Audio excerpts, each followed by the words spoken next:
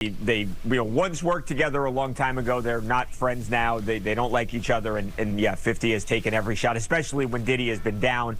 There's a lot of people, 50, I feel like you don't have to say nothing, but 50's crazy. He's been like this his whole life. When he's on the block, oh, 50's coming. They've been photographed toasting billion-dollar milestones, sharing stages, and standing shoulder to shoulder as the architects of modern hip-hop royalty. But if the latest rumors are even half true, then Jay-Z hasn't just turned his back on Diddy. He might be the one holding the knife. After the release of 50 Cent's explosive Netflix documentary, Sean Combs' The Reckoning, insiders say Jay-Z quietly made his move, not just to distance himself from a crumbling empire, but to protect his own.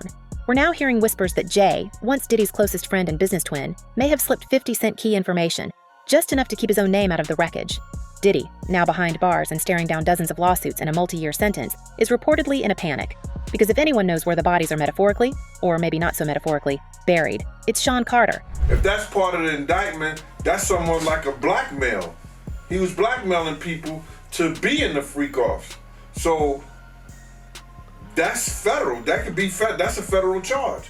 He can't blackmail people to say, yo, listen here, you did it once and you're gonna do it again. That ain't gonna make it with the government or nobody. The idea that Jay-Z could be cooperating with 50 Cent might have sounded ridiculous months ago, but then came the clip.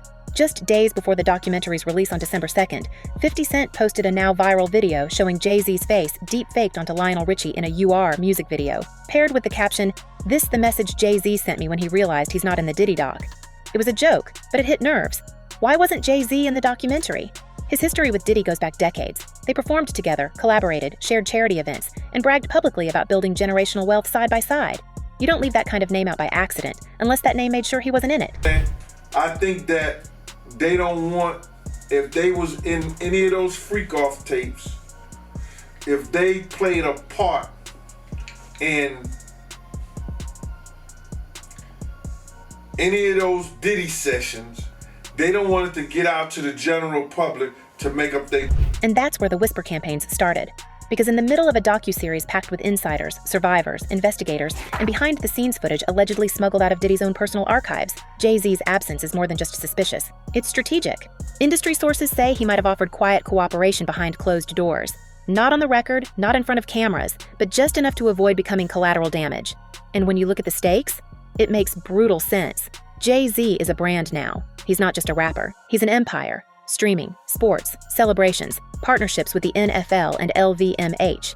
A public scandal wouldn't just cost him credibility. It could vaporize hundreds of millions overnight. It's not hard to see why Jay would want a clean exit. In 2024, he was pulled into a horrifying civil lawsuit filed by a Jane Doe who claimed both Diddy and an unnamed male celebrity assaulted her at a party back in 2000. When the suit was amended later that year, Jay-Z's name was added. He denied everything, calling it an extortion attempt and promising to fight it in public court. The suit was later dropped, but the stain lingers, and so does the timing. Just months after the lawsuit vanished, the Netflix doc went live. And Jay? Nowhere to be seen. We're watching what looks like a deliberate erasure, an extraction from a sinking ship. Because if even a fraction of the footage and allegations in The Reckoning is real, then Jay had every reason to want out before the house collapsed. And unlike Diddy, who's been accused of everything from orchestrating private encounters at so-called freak-off parties to hiding surveillance footage of celebrities, Jay's worst alleged sins have so far stayed quiet, possibly by design. Insiders who spoke off record suggest Jay's team has been quietly scrubbing any digital traces connecting him to certain events, certain properties, even certain flights. If true, it's not just damage control, it's witness strategy. So what happens now is this is simply a civil complaint. And in a civil complaint, it goes through the technical legal process. Now, the distinction, Jessica, between civil and criminal, of course, is that civil is for monetary damages, right? The system can only reward you with money. There's allegations that this 13-year-old is suffering from post-traumatic stress disorder, suffered depression, etc. So now you go to fact find. Their friendship has already shown cracks under pressure. Let's rewind to 1999. Jay-Z was charged with assault after a stabbing incident in a Manhattan club. Diddy, that same year, was involved in a nightclub shooting that ended with his artist Shine taking the fall. Both men escaped jail, but their shared past isn't just marked by legal drama, it's laced with liability. They've been at the same parties, signed the same NDAs, operated in the same gray spaces of power, silence, and performance. When lawsuits started stacking up against Diddy, including allegations of hidden cameras, private trafficking rings, and a cache of compromising videos, the obvious question became, who else knew? And there's no way Jay didn't. Not just because they were close, but because of how long they were close. From Rock Nation brunches to that infamous 2020 toast about black billionaires sticking together, their alignment wasn't subtle. They co-signed each other's legacy. And now, that very legacy could be why Jay is moving like a man cutting rope. If Diddy's empire burns down and Jay's name is nowhere in the fire, well, someone cleared that path. Are scared of him. I think they more so, they don't want him to embarrass their reputation and things that they've been known for. You understand? I think that 50 Cent, who spent years needling both men online, seems to know exactly what he's doing. His mockery isn't just for laughs, it's a pressure valve. By spotlighting Jay's absence, he's signaling something else. That silence might not be innocence. That cooperation might have already happened. And for Diddy, currently locked up in New Jersey's Fort Dix federal facility, the realization must be chilling. His worst enemy might not be the man producing the documentary, but the one who helped make it possible. Now, the question isn't just whether Jay-Z gave information. It's what he gave. Because if he traded details, dates, locations, names, just enough to be edited out of history, then he's not a bystander. He's an architect, a quiet player in a takedown disguised as distance. And that makes him dangerous. The kind of dangerous that doesn't raise his voice, doesn't post online, doesn't sue, just moves in silence while someone else takes the fall. We've already seen how the documentary laid out timelines, internal footage, even alleged surveillance video filmed without consent. If Jay ever appeared in those raw archives and now he's been scrubbed clean, it raises serious questions. Who controlled the edit? Who brokered access to the unreleased content? And why was Jay's team, according to one entertainment attorney familiar with the matter, allegedly monitoring the doc's production months before the public even knew it existed? Meanwhile, Diddy's legal team is throwing everything at the wall, calling the footage stolen, accusing Netflix of corporate betrayal, threatening lawsuits left and right. But the louder he screams, the quieter Jay gets. Not a word of support, no statement, no appearance, no comment. That's not indifference, that's insulation. Diddy claimed that somebody held a knife to his throat. He woke up and this guy basically had him and he had the knife and Diddy was at this person's mercy. Now, it's unclear what exactly happened from there. Was there a guard that came in? Did Diddy somehow fight this person off? Well, seems unlikely that happened. Or did the person just leave? Bottom line, this guy, at least according to people close to Diddy and Diddy himself, could have hurt him badly or even taken his life. And it might go even deeper. According to a former associate who worked security for both men in the early 2000s, there were incidents never made public, disputes, threats, recordings, and one alleged moment involving a go bag being quietly relocated from one estate to another during a federal sweep. The implication? Jay may have already distanced himself long before the public fallout began.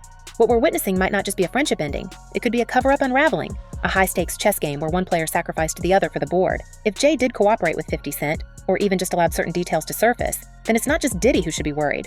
Because the next logical question is, what else might he be willing to give? Because if Jay-Z's betrayal is tactical, if this was never about loyalty but leverage, then we have to ask, what is he really protecting? And what secrets has he buried so deep that Diddy's silence or imprisonment is now the safest possible outcome? Let's go back to the one lawsuit that should have detonated headlines worldwide, but barely rippled the news cycle, the 2000 house party allegation. The original filing named Diddy, but months later, the amended version dropped a bomb. Jay-Z was allegedly in that room too. The same room where a woman, underage at the time, claimed she blacked out after being given a drink, only to wake up in a situation no one should ever experience. Jay denied it publicly. Diddy denied it too. Then the case was dropped. Gone. Disappeared without trial. But the stain didn't vanish. In a blistering statement, Jay-Z accuses Jane Doe's attorney of trying to blackmail him. He said further, quote, "These allegations are so heinous in nature that I implore you to file a criminal complaint, not a civil one. Whomever would commit such a crime against a minor should be locked away." The timing of it all demands a second look, because not long after Jay's name was added to that lawsuit, the Netflix documentary production ramped up, and the editing began.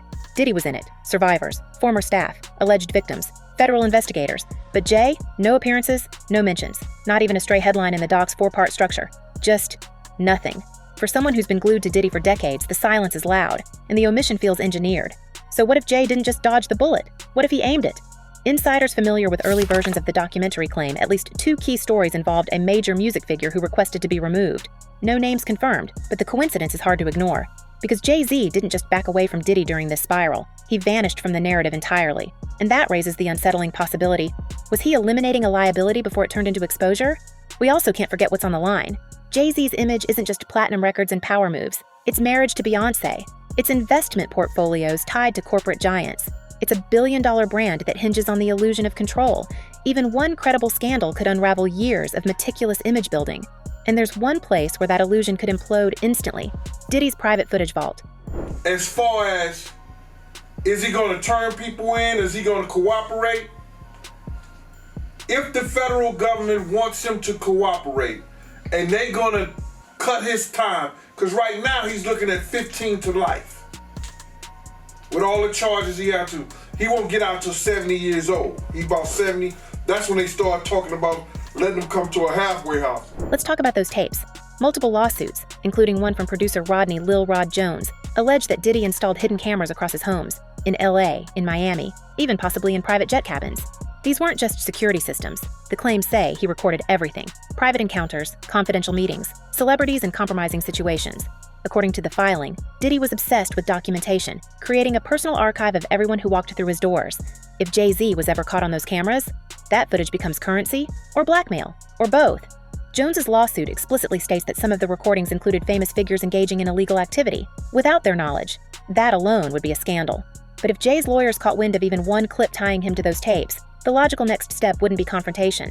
It would be containment, silent cooperation, a purge of past associations, and perhaps a strategic phone call or two to documentary producers with final cut privileges. Interestingly, we haven't seen the indictments yet. There's been some time lag. I suppose it will take some time to go through all the forensic, evidence. We already know Diddy's homes were raided. Homeland Security hit both his LA and Miami properties in March 2024. They seized devices, hard drives, documents, and, according to sources, physical media that included private footage. The public doesn't know what was found, but someone does, and that someone could very well be Jay-Z. His total disengagement from the public fight isn't just silence, it's insulation, the kind that comes from knowledge, not distance. Because Jay hasn't issued a single statement about the documentary. Not even a denial. He didn't defend Diddy. He didn't attack 50 Cent. He didn't clarify his own absence. He watched the storm roll in from behind closed doors and didn't flinch. That's not apathy. That's calculation. I was with the girl, and he was asking about her, and then he was asking me stuff like, would you be interested in somebody watching? He was just asking some really, really bugged out questions. And I still have those emails. I still have all that, So that's one of the things that I was going to include in the book. I'm just trying to figure out how. And when we dig into the timeline, it gets even more suspicious. Around the time the doc was finalized, Jay's team quietly registered several new business entities unrelated to music, investments in data privacy software, content moderation tools, and one company reportedly exploring artificial intelligence-based voice authentication. That's a strange portfolio pivot for someone whose empire has always revolved around entertainment, sports, and branding. Unless, of course, those new ventures are part of a larger strategy to protect, control, or erase the past before someone else weaponizes it. And let's not forget who's sitting in a cell right now. Diddy isn't just losing money, he's losing time. 4 years in federal prison, convicted of transporting individuals for illegal encounters under the Mann Act. The bigger charges didn't stick, but the message was sent. He's vulnerable, his empire is bleeding, and if he goes down swinging, he might not go alone. That's where the threat lies, because Diddy has nothing left to lose. He's already facing a flood of civil suits. He's being investigated by multiple jurisdictions, and if he knows that his former friend turned his back, or worse, helped orchestrate this collapse, he may decide to open the vaults, flip the narrative, burn every bridge. So is Jay-Z betting on silence? Or is he gambling that Diddy won't retaliate? Maybe that's why we're seeing sudden legal aggression from Diddy's team, cease and desist letters flying toward Netflix, threats of lawsuits over stolen footage, and media statements accusing 50 Cent of personal vendettas. But buried beneath the headlines, there's a deeper message being whispered in legal circles. Diddy knows who betrayed him. And if Jay was ever captured in any footage, whether as a participant or a bystander, those tapes could become his only bargaining chip. This brings us to the most dangerous possibility of all. What if Jay-Z wasn't the only one protecting a secret? What if their friendship wasn't built on mutual respect, but mutual risk? An agreement to never expose the other because they were both entangled in the same dark network. Private flights, discreet parties. Agreements never written down but deeply understood. In that context, Jay's silence is no longer distance. It's self-preservation. And Diddy's unraveling could expose more than just himself. At the 2020 Rock Nation brunch, Diddy raised a toast and said, "We're here together. United we stand." Jay nodded beside him. They weren't just celebrating wealth, they were reaffirming an alliance. But alliances only last when the stakes are equal. And right now, they're not. Diddy is locked up, Jay is free. One is being erased, the other is rewriting history in real time. And that's the final twist we can't ignore.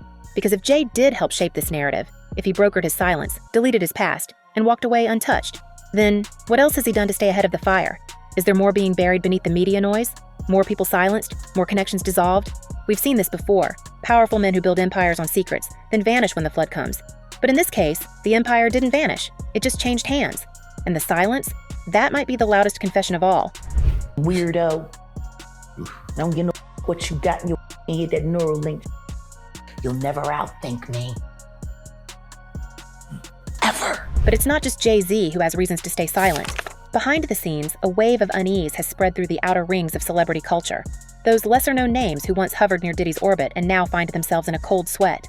Former reality stars, social media influencers, faded musicians, and boutique label executives, many of them once fixtures at the now infamous private gatherings, have reportedly gone dark. Deleted photos, wiped event tags, even changed phone numbers.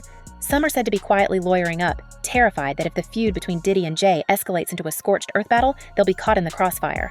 These aren't just plus ones or background party guests. Several of them, according to court documents and insider testimonies, were involved in the logistics, booking luxury rentals, arranging transportation, managing non-disclosure agreements, and even sourcing entertainment.